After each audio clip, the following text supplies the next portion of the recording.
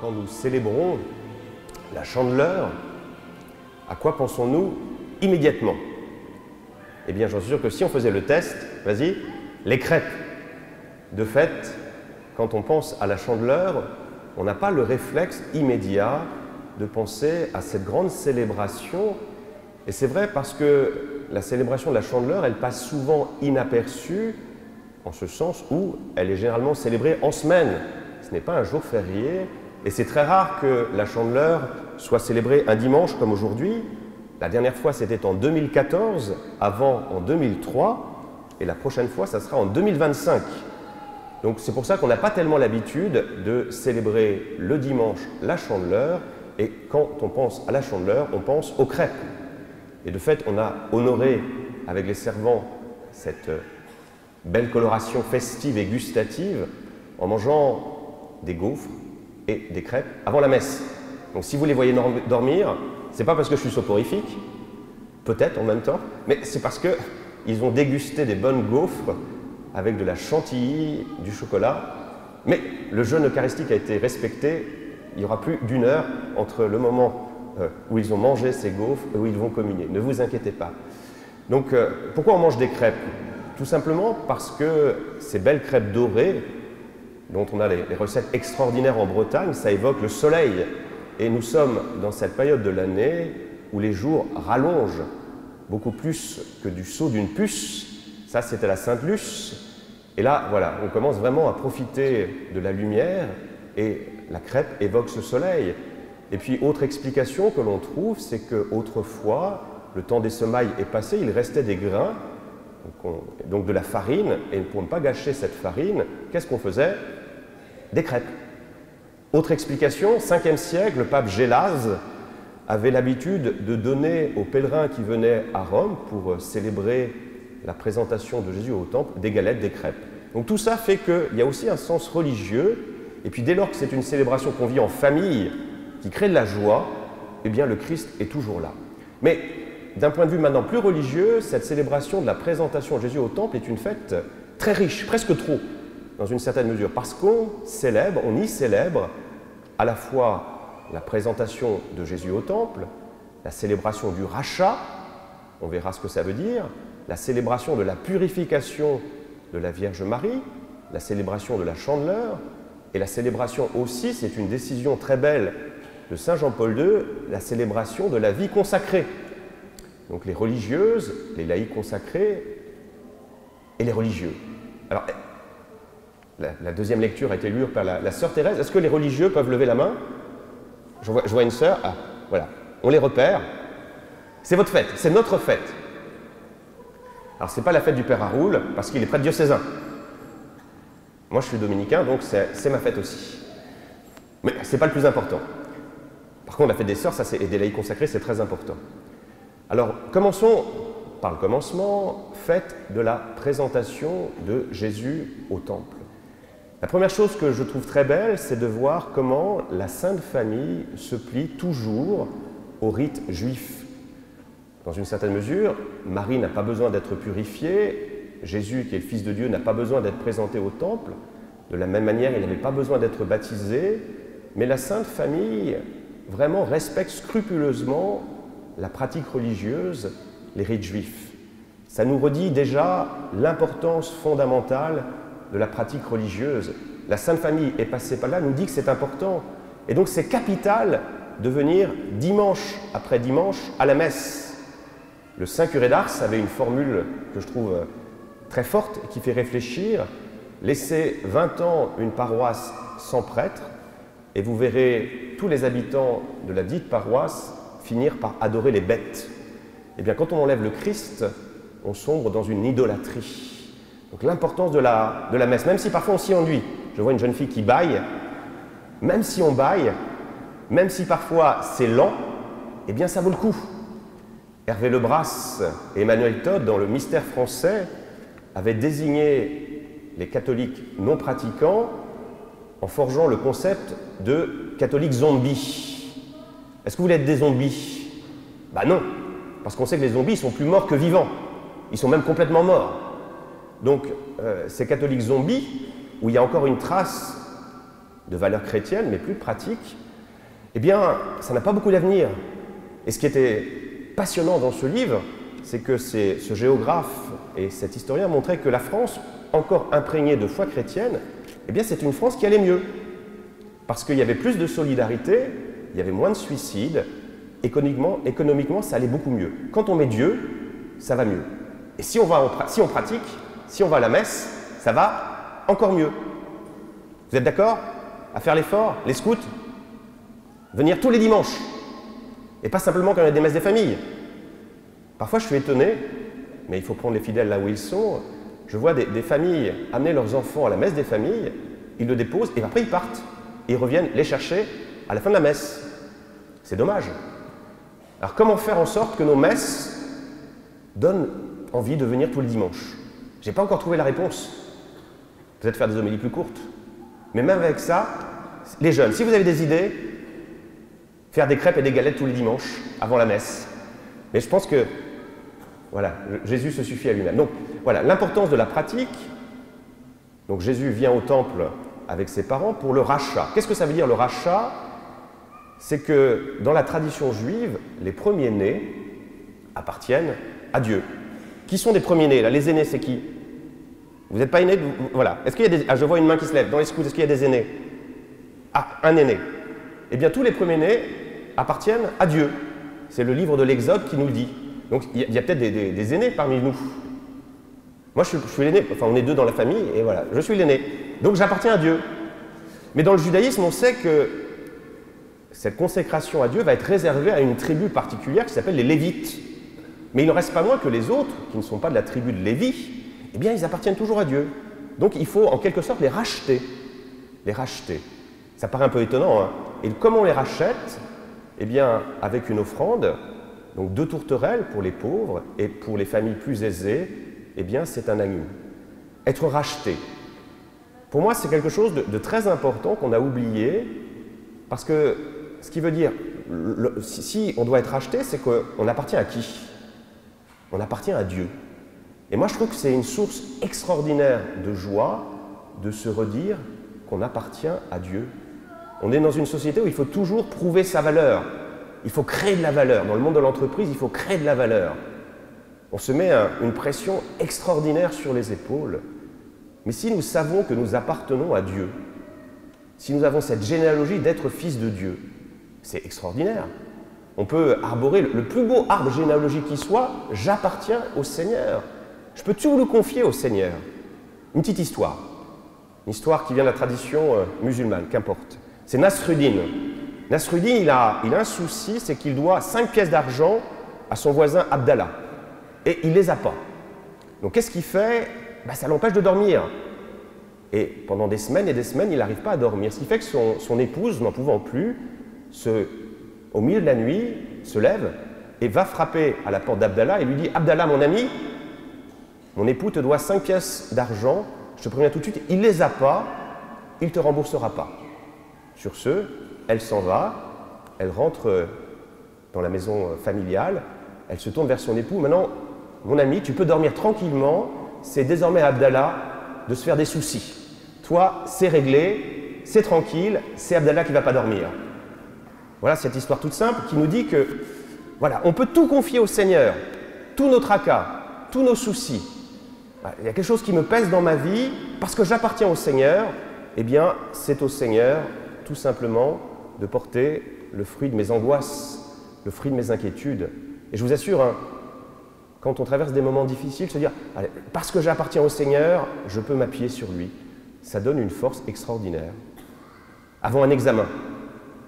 Moi vraiment, quand j'ai passé les concours, j'ai fait vraiment cette expérience. J'étais angoissé et j'ai dit au Seigneur « Allez, je te donne mon angoisse. Je t'appartiens, peut-être qu'un jour je serai prêtre, je ne sais pas, mais je te donne toutes mes angoisses. » Et qu'est-ce qui s'est passé? Eh bien, franchement, c'est étonnant. J'ai passé mes concours sans angoisse.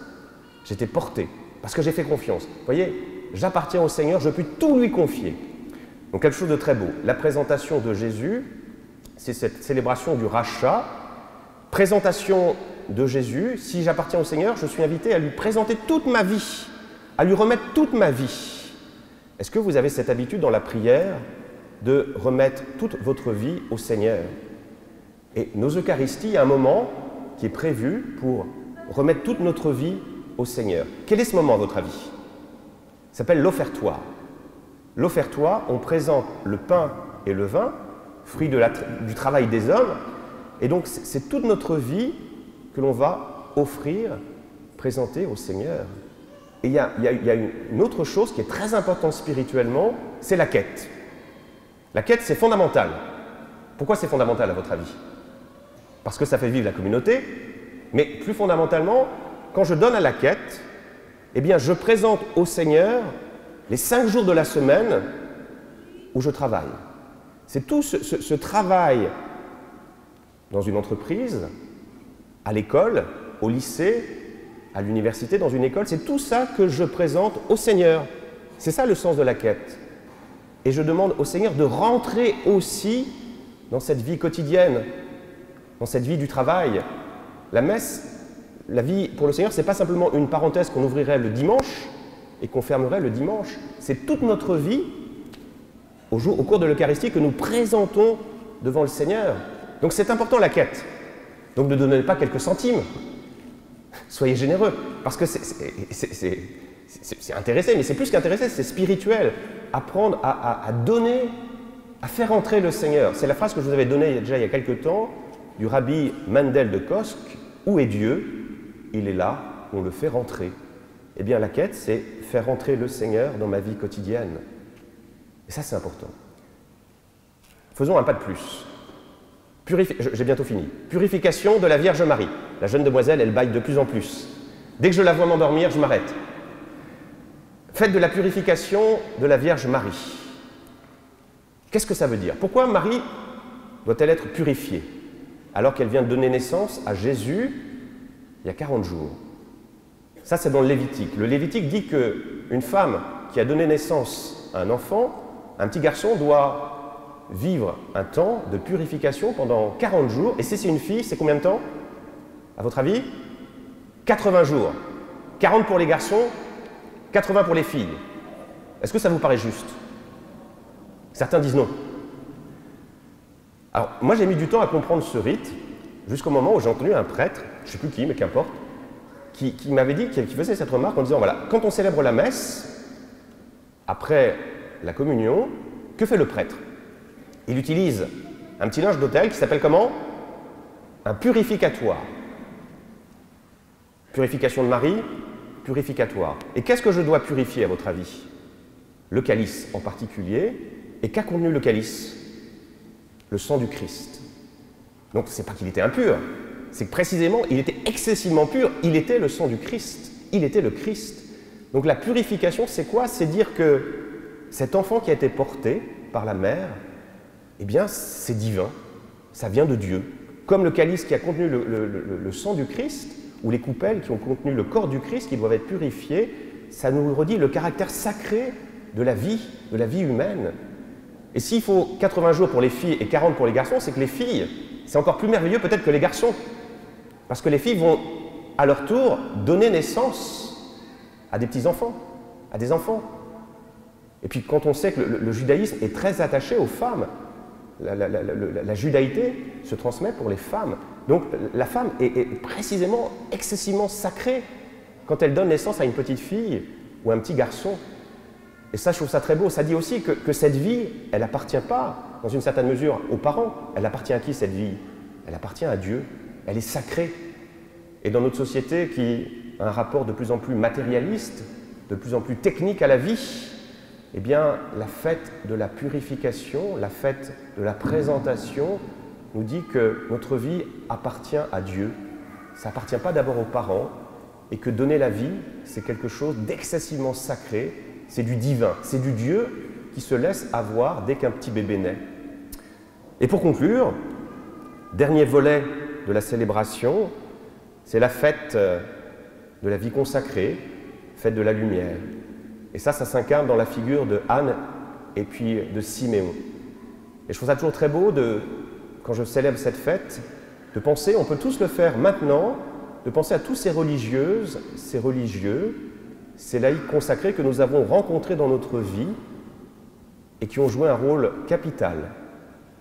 Moi, je pense à la sœur Mailly, vous ne la connaissez pas, c'était en Côte d'Ivoire, à Dabou, une sœur extraordinaire qui tenait avec sa communauté un dispensaire pour s'occuper des mamans qui avaient des jumeaux, des triplés.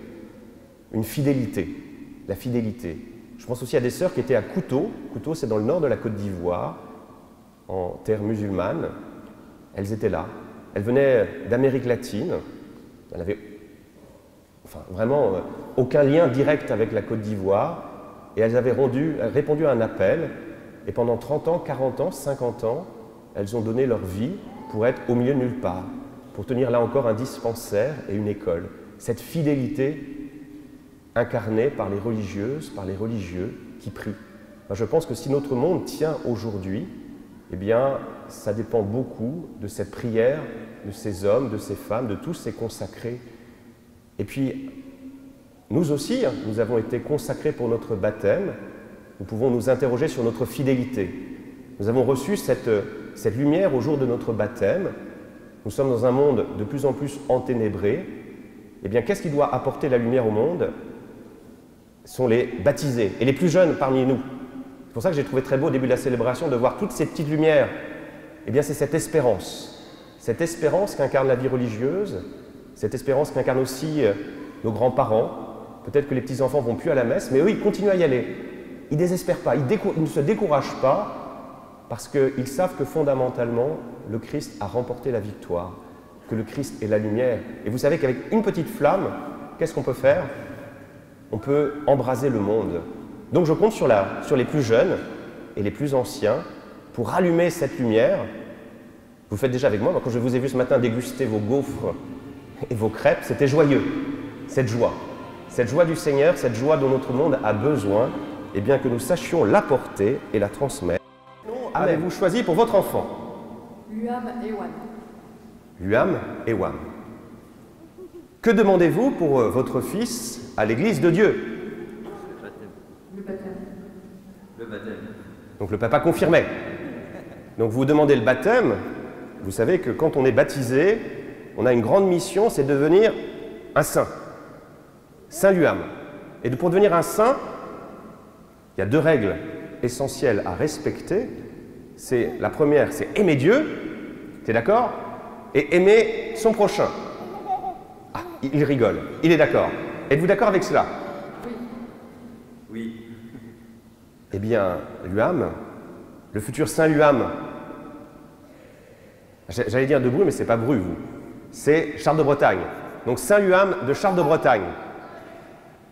La communauté chrétienne t'accueille avec joie, et au nom de toute notre communauté chrétienne, je vais te marquer du signe des chrétiens, du signe du Christ, en te faisant un signe de croix sur ton front. Et je vais inviter ses parents, ainsi que son frère, à faire ce beau signe de croix sur le front de votre fils. Allez, essayez de le faire. Haroul, Selvam, si tu veux faire le signe de croix. Rémi, petit signe de croix.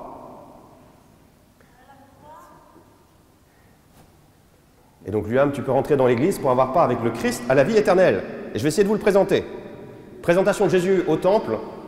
Eh bien, je vais vous présenter Luam.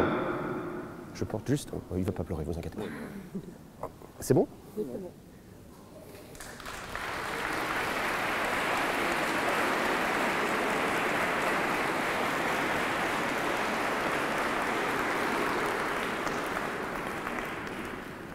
Voilà, merci. Voilà, si vous voulez, voilà. Je me suis presque pris pour Siméon. J'ai pris un petit coup de vieux. Voilà, nous pouvons nous mettre debout. Bonne fête aux religieuses, laïcs consacrées. Cette belle fête de la présentation, fête du rachat. Je ne l'ai pas dit, mais juste une précision. Hein. Que doit-on payer pour être acheté? Rappelez-moi. C'est quoi? Vas-y, parle fort. Ou un agneau. Et qui est l'agneau sacrifié pour nous? C'est Jésus. On n'a pas besoin d'être acheté, c'est Jésus qui nous a rachetés. Il a payé pour nous en mourant sur la croix, l'agneau. Donc c'est merveilleux. Venez gratuitement. Eh bien, c'est ce beau message de joie que nous sommes invités à transmettre à tous nos proches. Le Seigneur soit avec vous.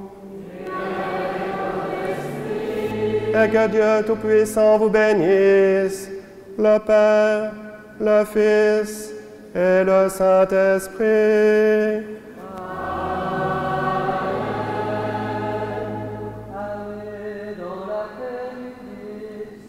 Nous rendons grâce à Dieu.